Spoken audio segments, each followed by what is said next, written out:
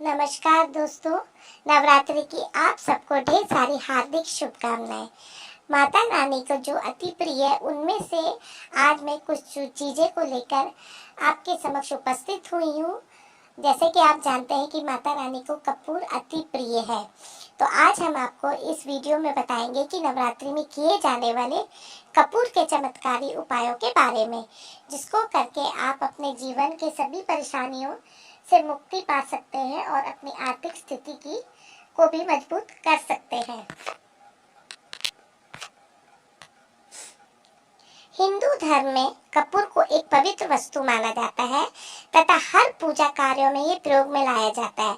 हवन सामग्री में तो इसकी प्राथमिकता अति आवश्यक है, इसके बिना ऐसे कार्य अधूरे माने जाते हैं। इसके साथ ही स्वास्थ्य की दृष्टि से भी कपूर बहुत फायदेमंद होता है। विज्ञान में भी ये बताया जाता है कि पूजा या हवन करते समय जब हम कपूर जलाते हैं तो उससे निकलने वाला धुआं हमारे आसपास की नकारात्मक ऊर्जा को नष्ट कर देता है।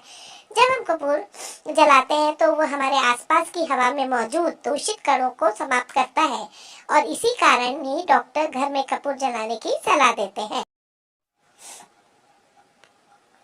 माना जाता है कि कपूर जलाने से वायुमंडल शुद्ध होता है, साथ ही हानिकारक संक्रमण बैक्टीरिया नष्ट होती है। और ऐसा भी कहा जाता है कि जिस घर में रोजाना कपूर जलाई जाती है वहाँ की नकारात्मक ऊर्जा नष्ट हो जाती है और सकारात्मक ऊर्जा पैदा होती है। अब मैं आपको कपूर के उपाय बता रही हूँ। इसमें सबसे पहला है वास्तु दोष मिटाने के लिए। अगर दोस्तों आपके घर में किसी तरह का वास्तु दोष हो तो वहां पर आप कपूर की 2 टिक्कियां रख दें।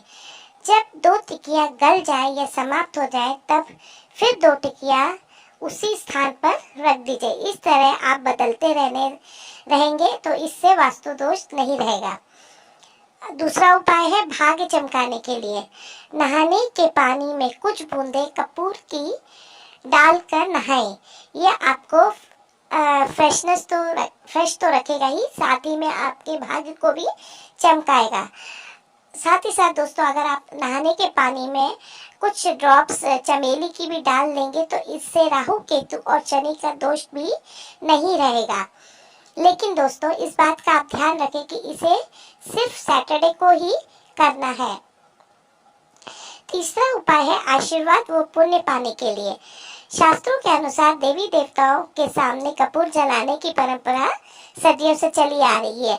इससे अच्छा पुण्य प्राप्त होता है, इसीलिए हर दिन दोस्तों आप सुबह शाम पूजा के समय कपूर अवश्य जलाएं।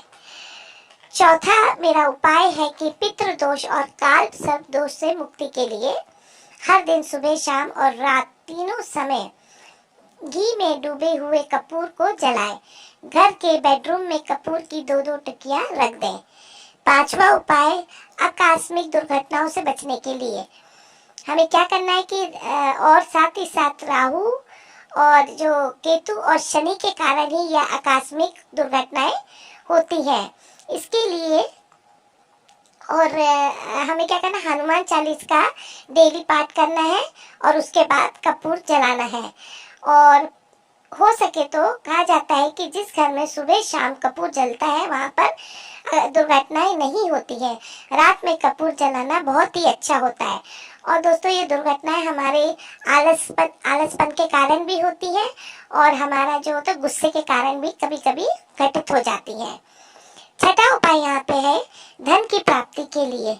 गुलाब के फूल में कपूर का टुकड़ा रख दें और शाम के समय इस गुलाब के फूल में जो कपूर आपने रखा हुआ उसको जला दें और इस फूल को माता रानी पर के सामने चढ़ा दें। आपको अचानक धन मिल सकता है। इस उपाय को आप कभी भी शुरू करके 43 डेज तक करेंगे तो अवश्य लाभ मिलेगा। इस उपाय को अगर आप नवरात्रि के समय करेंगे तो और भी फायदा मिलेगा। रात को जब आपका खाना पीना समाप्त हो जाए उसके बाद लौंग प्लस कपूर जला दिया करें। ये उपाय भी आप रोज करेंगे तो धन धान से आपका घर भरा रहेगा और धन की कभी भी कमी नहीं पड़ेगी। अब हमारा 7वां उपाय है पति पत्नी के बीच तनाव को दूर करने के लिए।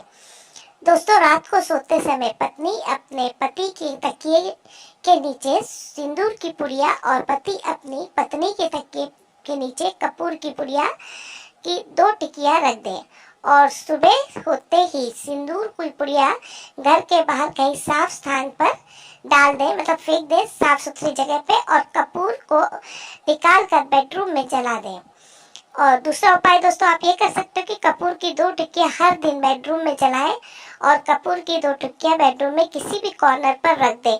जब वो टिक्कियां पूरी तरह से घुल जाएगी या समाप्त हो जाएगी तो दूसरी टिक्कियां वहां पर रख दें।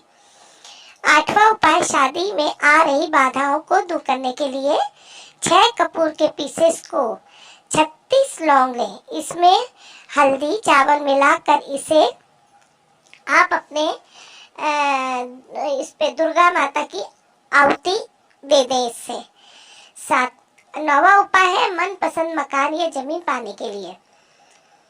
तो दोस्तों ये उपाय आप नवरात्रि के दिनों में ही करेंगे तो बहुत फायदा होगा। सबसे पहले उस स्थान की मिट्टी लाकर उसे एक ग्लास की बोतल में रखें और उस बोतल को पूजा स्थान पर जाकर जहाँ पे आपने जौ की ढेर बनाएंगे और उसके वहाँ पे स्थापित कर दें।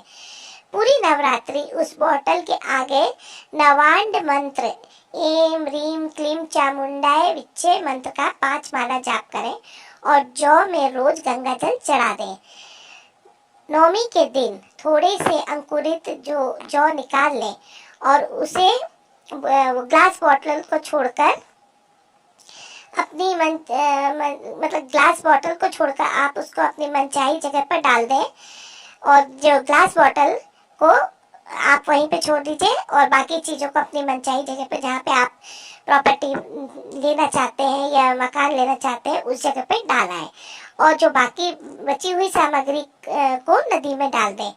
माता रानी की कृपा से बहुत ही आपको जल्दी मनचाहा जमीन या प्रॉपर्टी मिल जाएगी। को शांत करने के लिए कपूर को घी में भिगोएं और सुबह और शाम के समय इसे जलाएं। इससे निकलने वाले धुएं से घर के अंदर सकारात्मक ऊर्जा आती है।